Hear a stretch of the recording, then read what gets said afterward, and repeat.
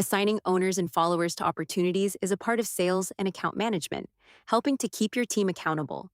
Until now, workflows could not branch based on these assignments. This update makes it possible to use opportunity ownership data in automation. Let's check the changes. When evaluating an opportunity, the branch checks the opportunity owners and routes contacts down the appropriate branch based on the user. When evaluating an opportunity, the branch checks the opportunity followers and routes the contact based on the assigned users. Let's go over how to use these new filters in your if-else branches. Create or edit a workflow in the automation section.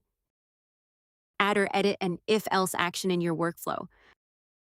Select opportunity owners or opportunity followers as the condition field.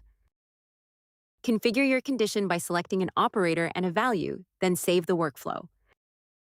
This lets you route contacts based on their assigned owners or followers, removing a previous limitation where these fields were not available for branching logic and increasing the automated management capabilities of your workflows. We hope you enjoy it.